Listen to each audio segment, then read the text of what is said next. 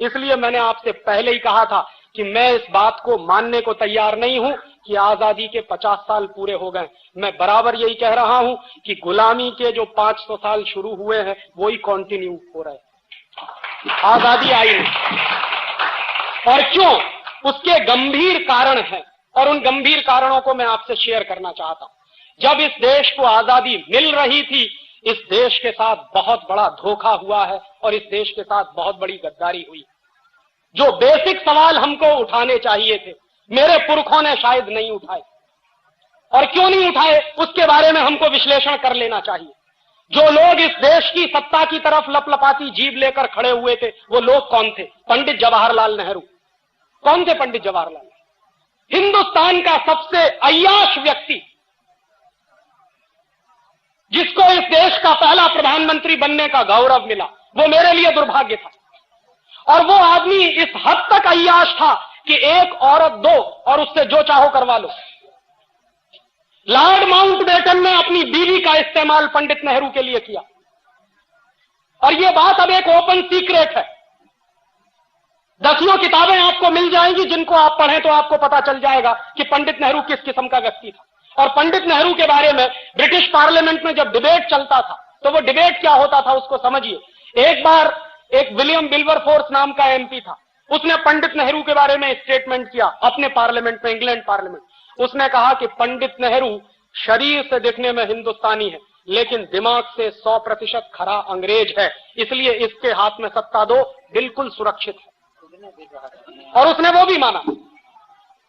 ऐसे आदमी के हाथ में सत्ता दी गई और वो सत्ता देने का नाटक चला, और उस आदमी के हाथ में सत्ता देने के लिए ट्रांसफर ऑफ पावर के बहुत सारे एग्रीमेंट हुए। उनमें 2-3 एग्रीमेंट महत्वपूर्ण है जो समझने चाहिए। हिंदुस्तान में 1947 तक अंग्रेजों की 127 कंपनियां काम कर रही थी। लॉर्ड माउंटबेटन को चिंता यह थी कि अगर हिंदुस्तानी आजाद होने के बाद सारी अंग्रेजी कंपनियों को हिंदुस्तान से भगा देंगे तो ये जो लूट हो रही है, ये जो संपत्ति मिल रही है, ये जो पैसा आ रहा है, ये बंद हो जाएगा। तो पंडित नेहरू के साथ लॉर्ड माउंटबेटन की चर्चा हुई और पंडित नेहरू ने कहा कि आप चिंता मत करिए, हम अंग्रेजों की एक कंपनी को भगाएंगे, ईस्ट इंडिया कंपनी, बाकी 126 कंपनियों को हिंदुस्तान में रख लेंगे। ईस्ट इंडिया कंपनी को भगाना इसलिए जरूरी है क्योंकि सारे देश में ईस्ट इंडिया कंपनी के खिलाफ माहौल बना हुआ है, इसलिए सिर्फ ईस्ट इंडिया कंपनी को विदा कर दो, बाकी जो अंग्रेजी कंपनियां हैं उनको इसी देश में हम रख लेंगे। और उनमें से 1-2 नाम मैं आपको गिना दूं जिनको पंडित नेहरू ने जाने नहीं दिया। ब्रुक बॉन्ड इंडिया लिमिटेड, ये अंग्रेजों की कंपनी, आज की नहीं, सन 1890 की।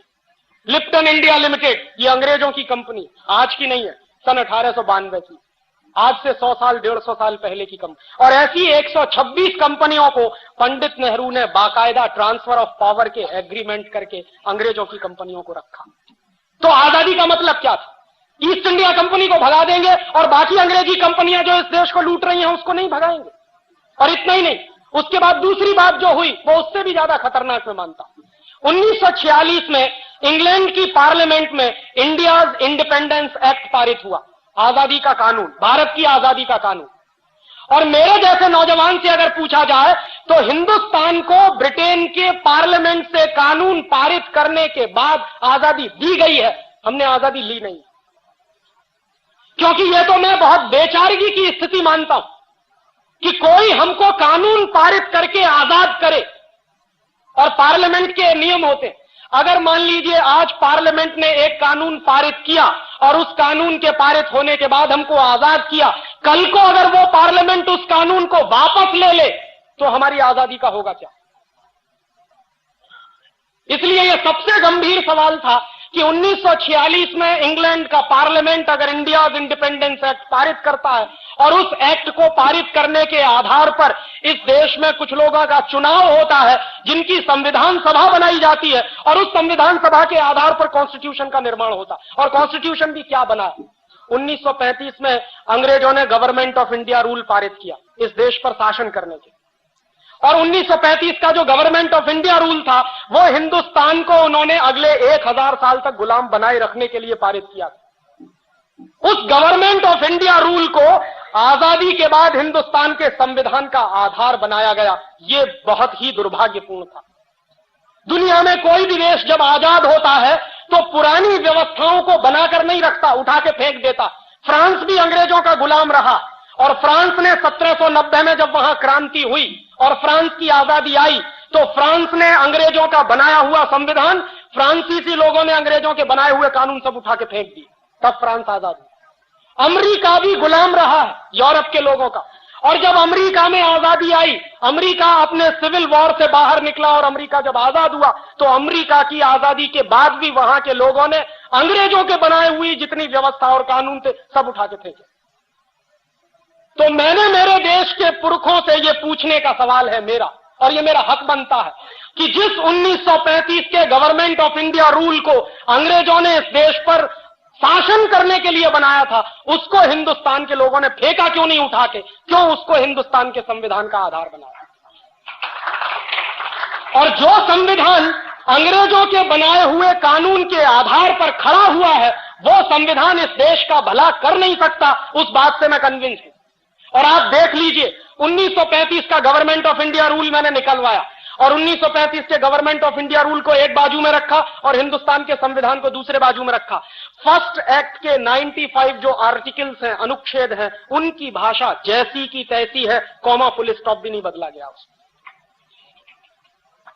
माने जो कुछ अंग्रेजों ने तय कर दिया था उसी को आजाद हिंदुस्तान के अय्याश प्रधानमंत्री ने हिंदुस्तान का संविधान मान लिया। ये आजादी कैसी आजादी?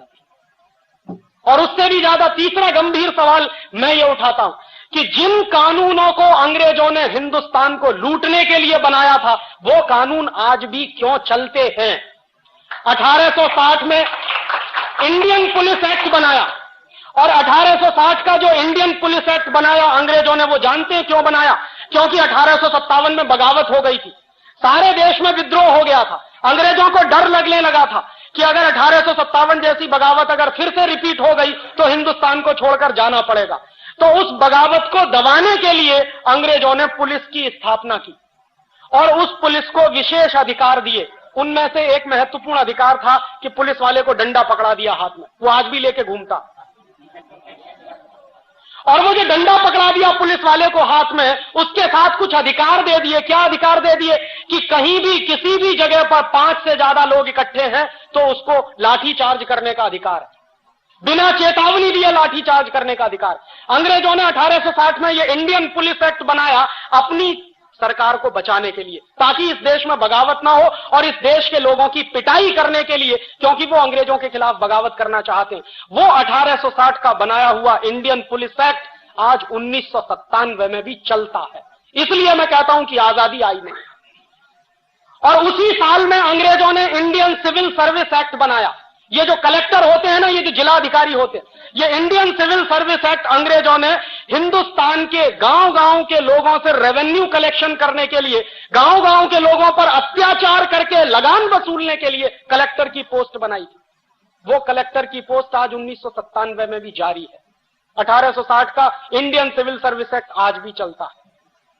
1858 में उन्होंने इंडियन एजुकेशन एक्ट बनाया और इंडियन एजुकेशन एक्ट बनाने के पीछे लॉर्ड मैकाले की बहुत स्पष्ट योजना थी।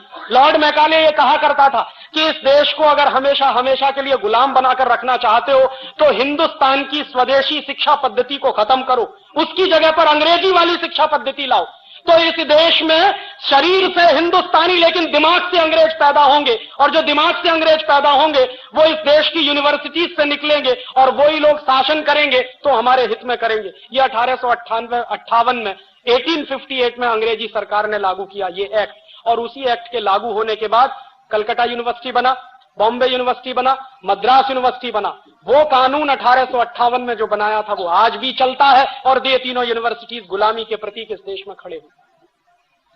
1894 में अंग्रेजी सरकार ने लैंड एक्विजिशन एक्ट बनाया, जमीन को हड़पने का कानून। और जमीन को हड़पने के काम में हिंदुस्तान में डलहौजी नाम का एक कुख्यात अंग्रेज ऑफिसर था, वो मशहूर था। जहां जाता था, जिस राज्य में जाता था, उसी राज्य की जमीन हड़प लेता था। झांसी की स्टेट उसी ने हड़पी थी जिसके खिलाफ झांसी की रानी लक्ष्मीबाई की लड़ाई हुई थी। और झांसी की रानी लक्ष्मीबाई ने अंग्रेजों के खिलाफ जो लड़ाई लड़ी अपने स्टेट को बचाने के लिए, उस झांसी की रानी लक्ष्मीबाई को मरवाने का काम जानते हैं किन लोगों ने किया? ये खानदिया सिंधिया खानदान। और ये सिंधिया खानदान वही है जिसके सपूत माधवराव सिंधिया आज भी हीरे की अंगूठी लेके हिंदुस्तान के मंत्री बनकर बैठते। ये वही लोग हैं जिन्होंने झांसी की रानी की हत्या करवाई थी अंग्रेजों के साथ साजिश करके।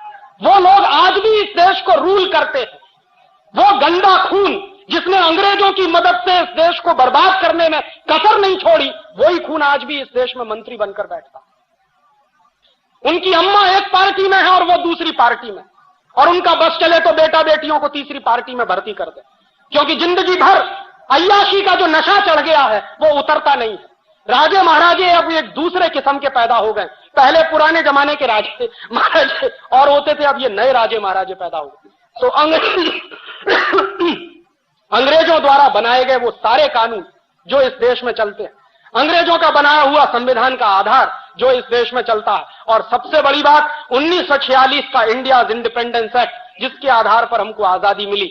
इसलिए मैं कहता हूं कि इस देश में आजादी आई नहीं, बहुत बड़ा झूठ और बहुत बड़ा फरेब आपके साथ हुआ। और एक आखिरी बात इस आजादी के बारे में और कह दूं, जब लॉर्ड माउंटबेटन इस देश को आजाद करने की बात कर रहा था तो इस देश के बहुत सारे ज्योतिषी थे, पुराने दस्तावेज मैंने बहुत इकट्ठे किए, और उनको जब मैं देख रहा था तो 1945 से इस देश में बहुत सारे ज्योतिषियों ने भविष्यवाणी करना शुरू किया, और सारे ज्योतिषियों ने भविष्यवाणी करना शुरू किया, और सारे ज्योतिषी इस बात पर सहमत थे कि 15 अगस्त 1947 की रात को आजादी ना ली जाए, वो दिन अच्छा नहीं है। उनके अपने कुछ कैलकुलेशंस होंगे, ज्योतिष का शास्त्र है, ज्योतिष का विज्ञान है इस देश में, और बहुत विकसित विज्ञान है, मैं मानता हूं उसको। और इस देश के उस जमाने के सारे बड़े ज्योतिष शास्त्री कह रहे थे कि 15 अगस्त 1947 की रात को आजादी मत लीजिए। पंडित नेहरू से मना किया था, सरदार पटेल से मना किया था, लेकिन ये सत्ता के मोह में इतने अंधे थे कि जो कुछ अंग्रेज कह रहे हैं वो ही मानो। और उस जमाने में एक फ्रांसीसी लेखक था, उसका नाम था डोमिनिक लापियरे। उसने लॉर्ड माउंटबेटन से एक इंटरव्यू लिया। डोमिनिक लापियरे ने कई किताबें लिखी, उसमें एक किताब है फ्रीडम एट मिडनाइट, और ऐसी ही उसकी एक दूसरी किताब है the division of India and Lord Mountbatten. उसी दूसरी किताब में उसने लॉर्ड माउंटबेटन से जो इंटरव्यू लिया है वो छापा, और वो मैंने जब पढ़ा तो मेरा खून खौल गया। डोमिनिक लापियरे ने सवाल किया लॉर्ड माउंटबेटन से कि आप हिंदुस्तान को 15 अगस्त 1947 की रात के 12 बजे आजाद क्यों करना चाहते हो? ये काम तो दिन में करने के, आजादी लेने और देने के काम तो दिन में होते हैं, रात के 12 बजे तो दुनिया में सबसे ज्यादा कुकर्म होते हैं, आप ये क्यों करना चाहते हो? तो लॉर्ड माउंटबेटन का जवाब जानते हैं क्या था? लॉर्ड माउंटबेटन ने जवाब दिया है उस इंटरव्यू में कि मैंने जानबूझकर 15 अगस्त 1947 की रात को 12 बजे इस देश को आजाद करने का फैसला किया। क्यों? क्योंकि मैंने सारे ज्योतिषियों से पता किया है कि 15 अगस्त 1947 का दिन इस देश के लिए बहुत ही दुर्भाग्य का दिन है, और अगर उस दिन इस देश को आजाद किया जाए तो ये देश एक रह नहीं सकता, ये बटेगा, खंड खंड बटेगा। देश को आजाद किया जाए तो ये देश एक रह नहीं सकता, ये बटेगा, खंड खंड बटेगा।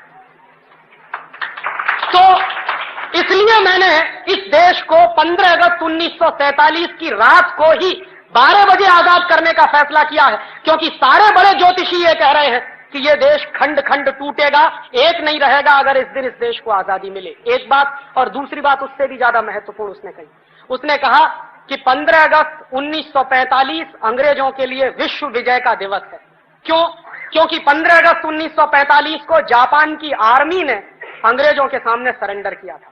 क्यों किया था? जापान के ऊपर 2 एटम बम गिराए थे, 6 अगस्त और 9 अगस्त को, हिरोशिमा और नागासाकी। उसके बाद जापान ने सरेंडर कर दिया था सेकेंड वर्ल्ड वॉर में, और वो सरेंडर जो हुआ था वो इंग्लैंड की आर्मी के सामने हुआ था। तो लॉर्ड माउंटबेटन ने कहा कि 15 अगस्त 1945 को जापान के सैनिकों ने हमारे सामने सरेंडर किया है, वो हमारा विश्व विजय का दिवस है, इसलिए हम 15 अगस्त 1947 को ही आजाद करेंगे। और इस बात को पंडित नेहरू जानते थे, सरदार पटेल भी जानते थे, बहुत लोग जानते थे कि 15 अगस्त 1947 की रात को 12 बजे आजादी लेना इस देश के ज्योतिष शास्त्र के सारे कानूनों के खिलाफ है। और बहुत सारे ज्योतिषियों ने यह भविष्यवाणी कर दी थी कि आप आजादी लेोगे और 1-2 साल के बाद यह देश टूट जाएगा, और वो टूटा, पाकिस्तान अलग हुआ, वही हुआ। और आगे भी उन्होंने यही अभिशाप दिया कि यह देश आगे भी खंड खंड टूट सकता है, और उसकी तैयारी चल रही है। कश्मीर अलग हो जाए, पंजाब अलग हो जाए, आसाम अलग हो जाए, नागालैंड अलग हो जाए, त्रिपुरा अलग हो जाए, झारखंड अलग हो जाए, ये सारे आंदोलन इस देश में चल रहे हैं और सभी आंदोलनों को अमेरिका और यूरोप से भरपूर हथियार मिलते हैं, पैसा भी मिलता है।